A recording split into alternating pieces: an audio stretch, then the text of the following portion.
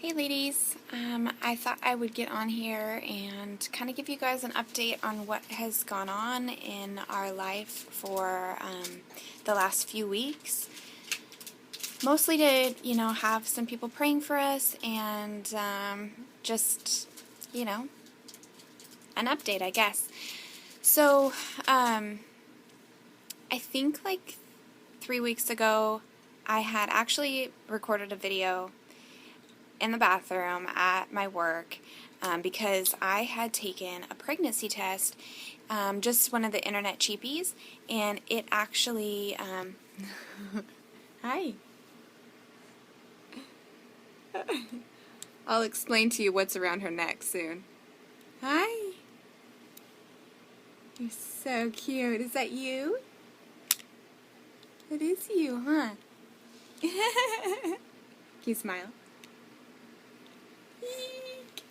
You're so funny. So I had taken an internet cheapie test, and I swore I saw a line. It was just the craziest experience because I've taken lots. You want to come here? I've taken lots of tests, and lots, and I've never ever gotten a false positive, which most people say is not possible anyways.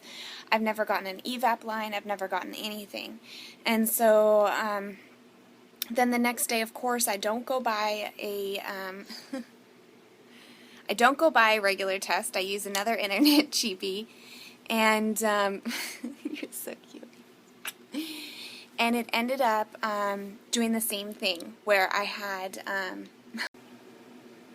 Sorry about that. We had a phone call that came in. So the story does not end well, but this face right here is what keeps us smiling, huh? Please don't break Mama's glasses, though. So, I took the test again, and Steven saw the line. I saw the line. It was super faint. I've seen people post pictures online of their pregnancy test, and they've asked people to change the coloring on the picture so they could see if there's a line. And I always thought that was really silly, because it's if you can see a line, you can see a line. But I was almost at that point where I was like, maybe if I had someone change the coloring on this, it would be a better picture or something. So I then waited another day, and I got a first response and a digital, and both were positive. I could not even believe it. Obviously, we have not gone back into the doctor. It was completely natural. I can't describe to you the joy that I felt. Hope, come here, come here. Come here, sweets. It was just the most overwhelming feeling I've ever felt in my life. It was that shock that you never got to feel really with IVF, and it was to be able to tell, we told some people, to be able to tell people that would have no idea that we were going to be pregnant was the most amazing feeling ever. So while that's all going on, I decided, of course, hold on.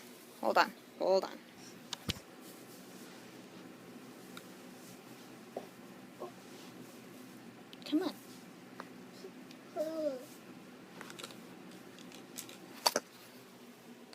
Okay, so while that's all going on, I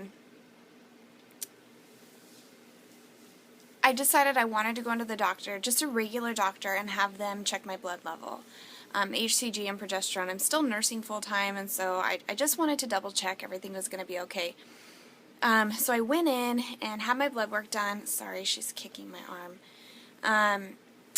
Had my blood work done, and I just felt really great. I had a little bit of brown spotting, but it was definitely brown. It was definitely old, and I just wasn't concerned about it. We were planning for this baby.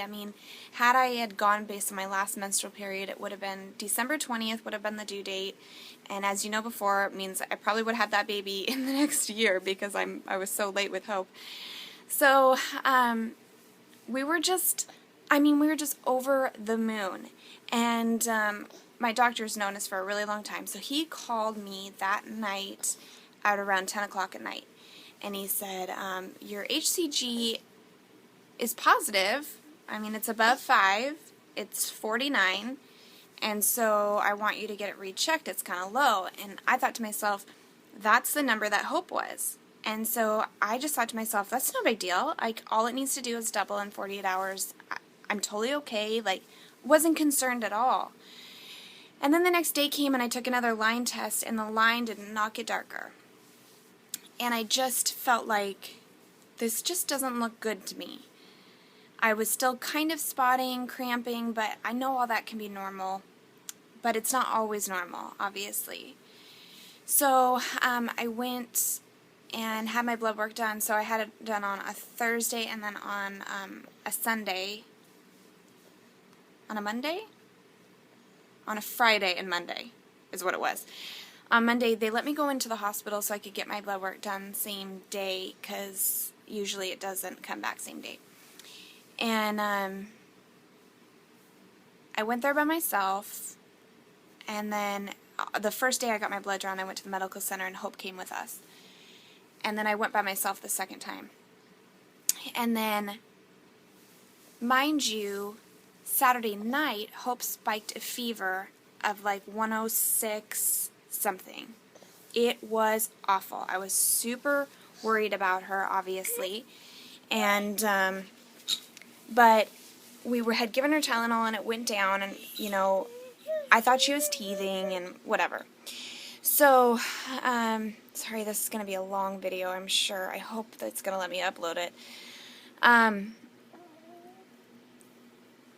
So then at like 4 o'clock in the afternoon, 5 o'clock, my doctor called and just said, you know, I wish I had better news for you, but your HCG has gone down to 30, like 34 or something like that. After that, I couldn't even hear what he was saying, because I just started crying. I just felt like, I don't know if I'll ever get this video finished, just because either someone is calling, someone is texting, someone is needing me, so, but I'm trying. I wanted to get this video done for, at least, I mean, well, for the first portion of it, about the miscarriage, I wanted to do right when it happened, just so I had video of my emotions and all that kind of stuff, but things rapidly changed here with Hope, so that kind of got put on the back burner, but so there were a lot of people we had to tell, and so I just sent a text out while I was sitting on the bathroom floor crying, and I had asked Stephen, my brother was with Hope at the time downstairs, but I had asked Stephen, like, hey, can you just go be with her? I didn't want her to be alone, like, I mean, not that she was alone, but I didn't want her to be without, like, one of us, and so, which is silly, but it's just, like, maybe I needed to be alone, I don't know. So I texted a few people. One of my friends actually called back, which I just was really sweet, because I know it must be difficult for other people to really know what to say and all that kind of stuff. So it's just crazy. Like, you find out you're pregnant, and then you make all these plans so fast. When the baby, you know, is due, you know, where's Hope gonna be, and will the baby be due on Christmas? Like, will I have the baby on Christmas? What would we do then? That would be crazy. You know, Stephen skis every season, and the time that he would have taken off for the baby would have been during like peak ski season, so he wouldn't have gotten a pass that year because he wouldn't be skiing, because I would need help with Hope. And I mean, it's just all these things changed. When we'd move out of my parents would change, and when Hope needs to eventually move out of our bed would change, and I mean, just all this stuff. And then in an instant, it's over.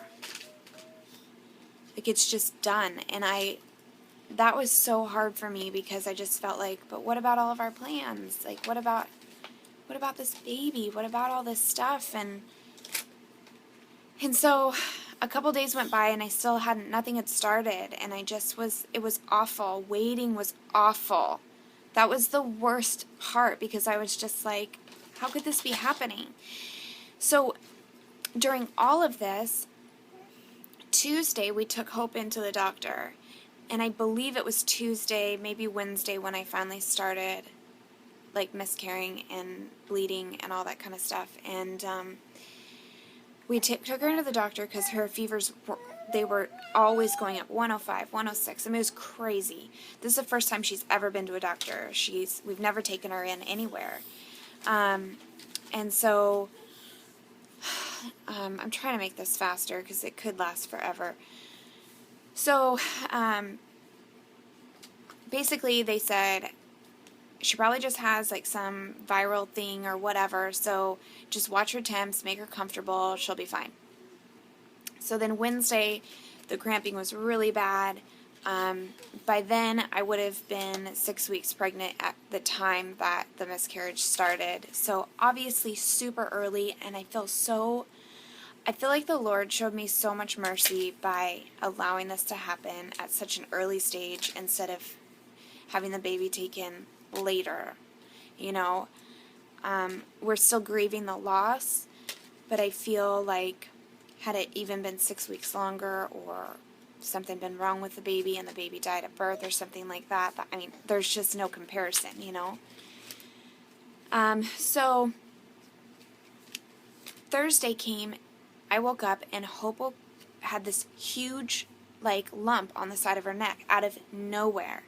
And I just kept staring at it and I was like, what is that? That I don't think that's ever been there. And so I took her back into the doctor. The doctor put her on antibiotic, which was the right plan. They pricked her finger, took her blood, and her white blood cell count was high, but not super high to the point to be like really concerned. So we did that. They gave me strict instructions on when to bring her back if things weren't getting better. That was Thursday. Saturday, it was worse. And I just thought, we need to... You gotta see what she's doing. Crazy. So Saturday, we took her back to the, like, urgent care, basically, and they took her blood again, and her white blood cell count had gone up, even though she was on an antibiotic. And then... basically, they just said, you need to take her to the ER. We have 2 hospitals close to us. One is a Good Samaritan, and the other is Mary Bridge. One is a children's hospital. The other one isn't. They thought that we should go to the non-children's hospital because they thought that she didn't look sick enough to take her to the kid doctor or the kid hospital. They thought maybe they would just kind of overlook her and send her home. So we went into Good Sam and waited forever, obviously. It took them 3 tries to get her IV in, and they just kept saying to me, she won't remember this. And I'm like, are you kidding me? Like, I care? She's screaming. It was horrifying. And so what they were trying to do is get her on an IV antibiotic quickly, and then they thought she would be dehydrated, but she was nursing so much because she was in so much pain and stuff that I didn't think that was an issue. Then they did an ultrasound and found out that the lump on the side of her neck had liquefied and it was a pure infection and it needed to come out. So they said, she's going to need surgery, you have to take her to Mary Bridge. They did give us the option to either take an ambulance or drive, and I'm thinking, this is already going to cost me so much money that there's no way I will drive. So we drove, and the short story, I guess, of the whole thing is that she ended up having surgery on Sunday. It was a quick surgery. She did really well. Right now, it's still an open incision with a drain in. It's, oh my gosh, it's just so, it's so awful. She was supposed to have the drain out yesterday, which was Thursday, and it's just too infected, and she's on a very strong antibiotic. So basically they said it's a staph infection, and if you remember back from the beginning of my story, took her to the medical center with me to get my freaking blood work done. She had never stepped foot in a doctor's office, never been to a hospital, and the one time I take her in, 2 days later she ends up with a staph infection. That's not coincidence. I was so mad at myself because I thought she didn't need to come to the doctor to get my blood work done. But the doctor I went to was one of the doctors that did her C-section, so I thought, oh, it'd be fun for him to be able to see her. I'm just kicking myself for doing that. I mean, I can't be 100% guaranteed that that's where she got it, but, I mean, she didn't go anywhere else. So, right now we're just dealing with changing the bandage and trying to keep her comfortable. She doesn't pull at the bandage or anything because I think it's so painful for her. We're really praying that by Monday that that the draining will have stopped. They can pull the drain out, and they don't even stitch it. They just let it close on its own. And the craziest part is that I actually had the exact same thing happen to me when I was 16. And I had the surgery and everything. So, of course, they didn't say it was hereditary or anything like that. They just said it was a huge coincidence that would both happen to us. So, needless to say, the last few weeks have been very stressful for us and just really emotional.